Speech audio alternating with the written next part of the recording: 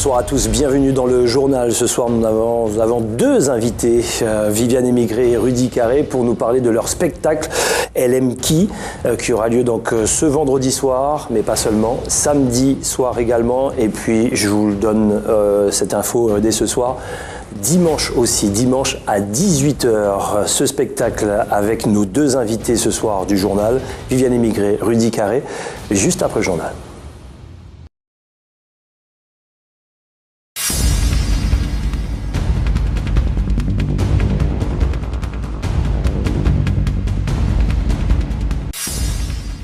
Les dockers du port de Dégradé-Cannes, membres du syndicat CFDT-CDTG, sont entrés en grève ce matin.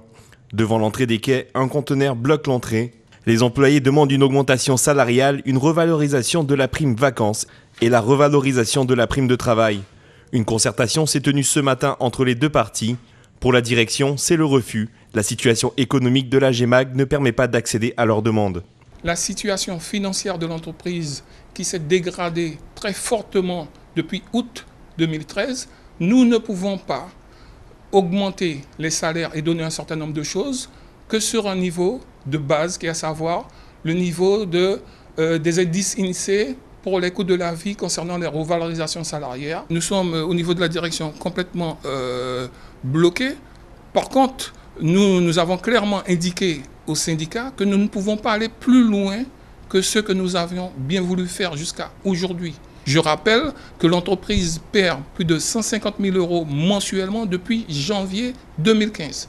Donc il y a un moment où, même si on continue à donner, il y aura des alertes des commissaires aux comptes qui vont nous dire « Attention, vous ne pouvez pas faire plus ». Une réponse qui ne plaît pas aux dockers qui dénoncent plusieurs faits concernant leur employeur. Nous apprenons maintenant que le GEMAG Noix 1901, nous sommes en déficit de 2,7 millions. Aujourd'hui, nous apprenons ça. Et nous disons que c'est un déficit voulu. Ça a été fait volontairement par les patrons. Vos revendications? Nous attendons, parce que nous estimons que M. Rech a été irrespectueux. Nous lui avons remis un cahier de revendications. Il n'a pas trouvé bon de répondre aux points et de nous dire voilà ce que moi je propose. Tout ce qu'on a fait, c'est que parler.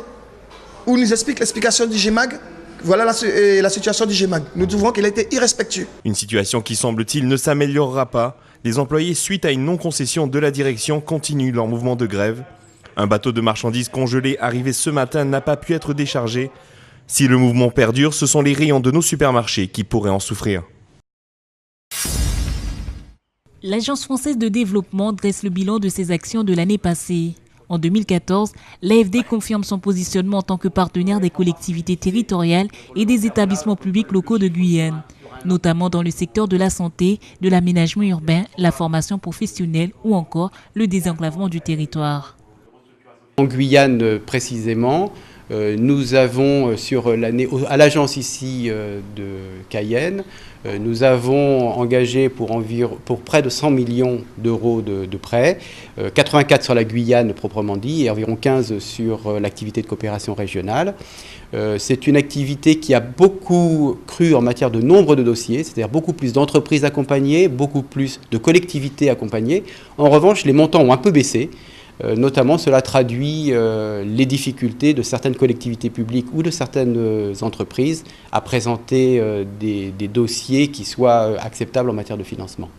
Pour 2015, l'AFD entend contribuer à la réflexion et l'élaboration des politiques publiques autour des grands enjeux guyanais. Nous avons une grande ambition. Nous pensons qu'il y a des besoins extrêmement importants, extrêmement fort et urgent en matière d'investissement, que ce soit des investissements publics ou des investissements privés. Et nous devons accompagner, et nous essayons avec nos outils de financement public, nos outils de financement privé, d'accompagner ce mouvement dont la Guyane a besoin pour relever tous ces défis. Ce sont les défis de la croissance démographique, les défis de la transition énergétique, les défis du mode d'insertion dans l'économie, le développement des principales filières. Tout ça sont des enjeux formidables que nous essayons de relever avec nos partenaires guyanais. Pour 2015, l'AFD entend contribuer à la réflexion et l'élaboration des politiques publiques autour des grands enjeux guyanais. L'année passée, l'organisme a soutenu près de 2100 entreprises dans les Outre-mer. Près de 75% des collectivités territoriales ultramarines sont clients de l'AFD. L'organisme de prêt entend poursuivre sur sa lancée. Ils étaient une centaine d'élèves de l'école primaire Vendôme de Cayenne et des collèges Paul Capel et Cataillé à s'être rendu à l'université de Guyane ce matin pour le salon du livre guyanais. À l'origine de ce salon, l'association guyanaise d'édition. Elle fête son 20e anniversaire en tant qu'association d'édition et d'éducation populaire. Également pour fêter les 130 ans d'Atipa, le premier livre écrit en langue créole. C'est vraiment un vecteur important, non seulement pour transmettre la connaissance, mais également pour transmettre, comment dirais-je, l'histoire, les traditions, etc. Et que ça se déroule dans le campus universitaire, pour moi c'est également important, car ces élèves et ces lycéens sont destinés normalement à venir étudier ici. Il est donc normal et cohérent qu'ils commencent à connaître le lieu, à s'approprier ce lieu, à savoir que ce lieu leur est dédié et qu'ils seront ici dans le futur. Un salon pour donner le goût de la lecture aux enfants, également pour créer l'émulation, favoriser les échanges et partager les expériences des auteurs. Oui, c'est dès l'enfance qu'on incite l'enfant à lire et qu'on forme pour le goût de la lecture et donc en même temps de la réflexion et que l'on permet à son imagination de se développer et à ce qu'on appelle l'imaginaire collectif de se développer et s'ancrer dans l'enfant. Ainsi l'enfant, comment dirais-je, est ancré dans une culture qui est la sienne ou une culture qu'il apprend à connaître et à apprécier. Le salon du livre guyanais se déroule sur 3 jours à l'université de Guyane. Une dizaine d'auteurs, de poètes et de slameurs seront sur place. Des actions seront conduites avec ces professionnels qui veulent faire du livre un voyage, une découverte, une rencontre inattendue, qui sait peut-être permettre de relancer un marché du livre en érosion en raison notamment des mutations technologiques avec la percée du numérique.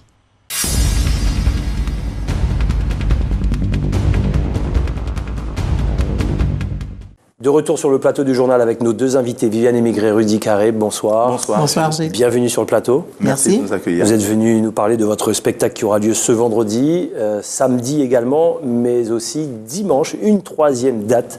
On va revenir sur ces dates-là. Cette fois, chant n'est plus dans le spectacle. Nous avons affaire à 2 femmes. Dites-nous à peu près. Crépage de chignon quand il s'agit de 2 femmes, hein, mais dites-nous. Pas toujours, pas toujours. Crépage de chignon, non. Conflit de génération, peut-être. Peut-être, on dit bien.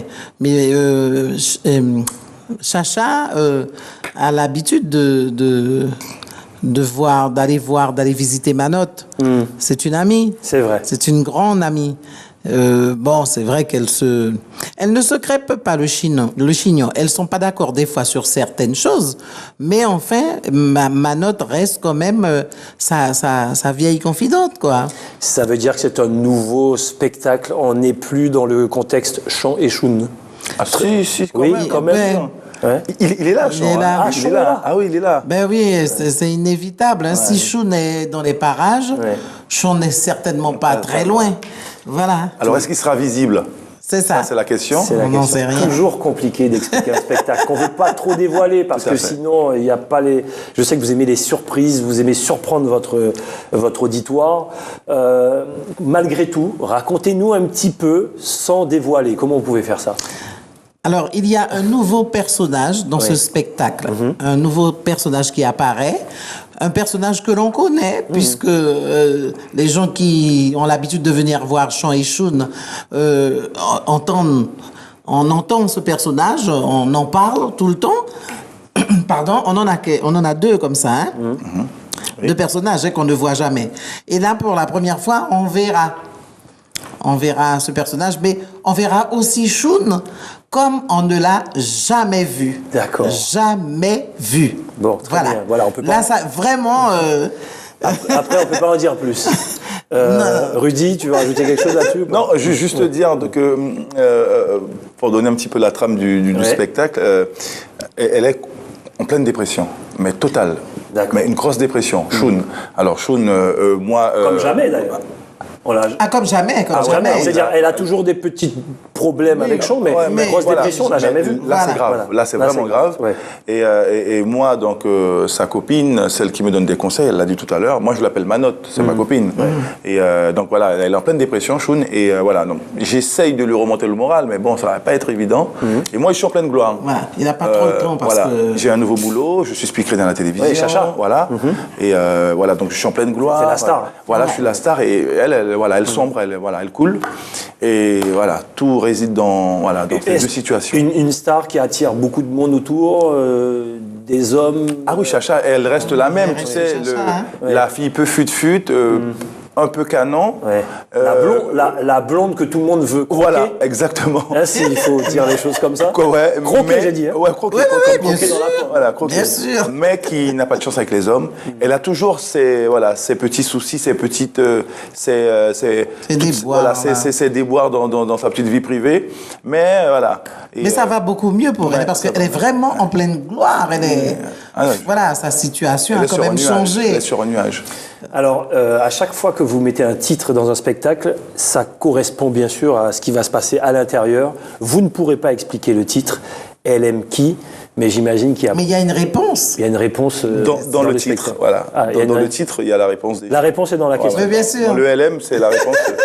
Voilà.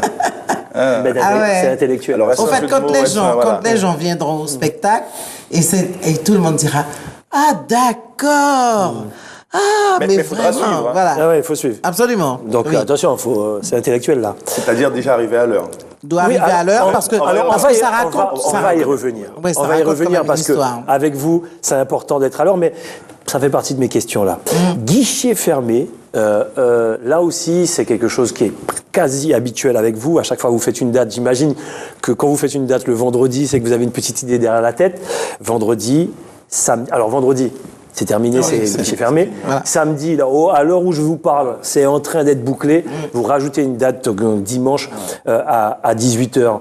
Ça vous fait quoi, là? Vous êtes les seuls Guyanais à faire ce genre de choses ici, dans notre département. On dit souvent cordonnier du Joumage, je sais, ou bien nul n'est prophète en son pays, plutôt, c'est ce que je voulais dire. C'est pas le cas pour vous, c'est exceptionnel. Comment vous le vivez, ça? Personne d'autre que vous ne fait ça. On reste simple. Ouais. Il faut rester simple malgré tout. Il faut rester sur terre, ne pas perdre les pédales. Parce que, voilà, nous, on vit ça simplement... en toute humilité. En toute humilité, vraiment, vraiment, parce que, voilà, depuis le début, ça a été ça. Je sais même pas. Non, on vit ça simplement. C'est arrivé sans qu'on le demande, tant mieux. Peut-être que s'il y avait peut-être plus d'humoristes en Guyane, il y aurait peut-être on va y revenir aussi. Donc voilà, donc ceci dit... entre guillemets, comme on est les seuls, les plus populaires, entre guillemets, toujours en Guyane, ce qui fait que les gens ont besoin de se détendre. Malheureusement, on ne peut pas faire un spectacle tous les 2, 3, 4 mois. Ouais. On essaye d'avoir un rythme entre tous les 6 mois et tous les 1 an. Pour ne pas lasser non plus, et en même temps proposer autre chose. Voilà, autre chose, donc voilà. Donc, nous, c'est notre plaisir. Donc, 3 dates, c'est bien. C'est déjà ça. Est-ce que derrière ces dates, on pense déjà à la tournée antillaise et également dans l'Hexagone? Si, on y pense. Voilà. Ça se prépare. On fonctionne comme ça. Quand on propose un spectacle, on commence la plupart du temps en Guyane et après il y a une demande. Voilà, après ça peut être Martinique, Guadeloupe, Saint-Martin souvent, parce que Saint-Martin aussi, vous connaissez bien. Hexagone aussi, hein? Oui, Hexagone. Oui. Et puis ce qui est bien avec nous, c'est qu'on repart dans une toute nouvelle aventure avec une boîte de production, avec Choyam. Alors Choyam Production, j'avais posé la question, c'est qui? Alors Choyam Production, elle va... C'est une jeune association, alors pour te dire, c'est une association... Pas si jeune que ça. Enfin, justement, c'est une association que j'avais créée depuis 2007. Voilà. D'accord. Et puis bon, je ne trouvais pas le temps nécessaire pour m'en occuper, pour vraiment mettre les choses en route. Et puis voilà quoi. Là, on a réactivé. On a demandé de réactiver. On a demandé l'aide de Monsieur Roland Zéliam.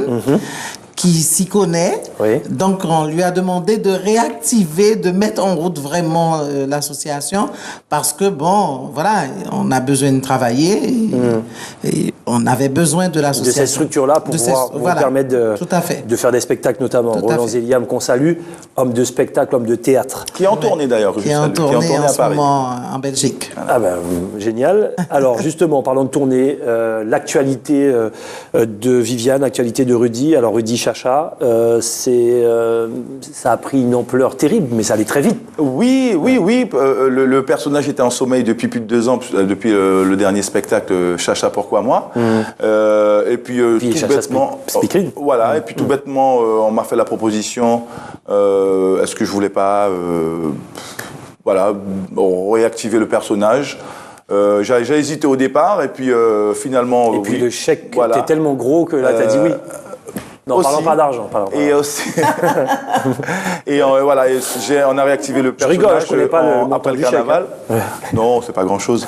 Et ensuite, voilà, et puis ça tombait bien, on avait un spectacle, et voilà, et puis elle a pris de l'ampleur à la télévision, ce qui fait que voilà, ça me déplaît pas. Voilà, peut-être qu'après cette tournée, peut-être qu'elle n'existera plus, peut-être que voilà. Ou au contraire, elle va peut-être prendre encore plus d'ampleur dans d'autres circonstances. Ou un autre chemin, voilà. On se laisse vivre. Exactement. Viviane, avec le micro. L'actualité de Viviane. Alors déjà, l'expérience sur Canal+, avec les copines de Martinique, Guadeloupe, Nouvelle-Calédonie aussi, non? Non, Martinique, Guadeloupe, Réunion, Abidjan, là, Afrique, et puis Guyane, quoi. Non, je parle des copines sur l'ancienne série de Canal. L'ancienne.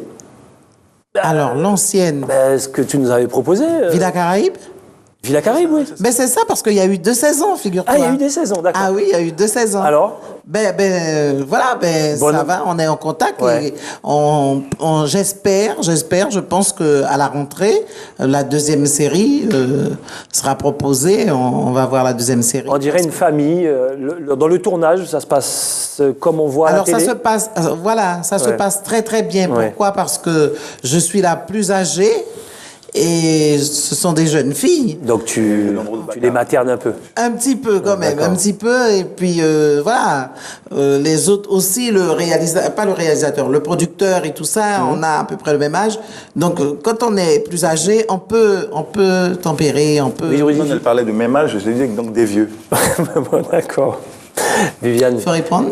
Non, pas. Non. Viviane, il y a d'autres projets, je crois. 24. Aussi. Il y a d'autres projets, hein? C'était parti faire un film. Alors aussi. oui, il y a d'autres projets. J'ai tourné à 26 minutes avec Alain Maligne. C'est ça. Pour un truc qu'il va présenter à Cannes. Si tout se passe bien, apparemment j'ai reçu déjà un appel d'Alain Maligne. Tu vas marcher sur le tapis rouge? Je sais pas, non, je sais pas, je pense pas. En fait, tu sais, à Cannes, ils présentent il y a plein de films à gauche et à droite. Puis après, ils ont des aides. Tout à fait. Voilà. Donc apparemment, je crois que ça se passe bien là en ce moment. Et on va tourner le film en entier au mois d'octobre à Cayenne. À Cayenne, au Brésil, je sais plus encore. Bon, voilà. On va tourner des choses, plein de choses pour l'actualité de Viviane. Ça s'appelle Caïman d'Or. Le Caïman d'Or. Rudy, cinéma. Non, il y a eu un casting, il va y avoir un casting pour parce qu'il y a plein de projets en Guyane en ce moment. Un projet pour une série. Il y en a 3. Pour les petites séries sur Canal+. Exact. Voilà, donc on a remis des CV, on nous a contactés, comme un petit peu tout le monde. Et on verra. Voilà, bon, j'ai pas d'ambition tellement de cinéma, moi, j'aime bien ce que je fais, quand il y a, quand il n'y a pas, si on fait, on fait, sinon, voilà, pas spécialement d'ambition. Tu veux dire quelque chose là-dessus, Viviane? Ouais, je veux, juste pour rejoindre Rudy, au fait, le cinéma, c'est une nouvelle expérience, c'est encore une expérience, mais c'est pas ça que j'aime le plus. Je préfère les planches. Les planches, c'est sans filet. On y va, voilà, on ne triche pas. Ça ne veut pas dire qu'on triche au cinéma, c'est pas ce que je dis. Mais enfin, bon, je préfère les planches. Ça, on l'arrive. Dans le domaine de l'humour, justement, vous en parliez tout à l'heure, en Guyane, vous faites exception. Aux Antilles, il y a quand même quelques petits groupes ici et là. Vous êtes, on va dire, les seuls. Certains ont tenté de faire ce métier, en tout cas d'essayer de prendre ce chemin-là.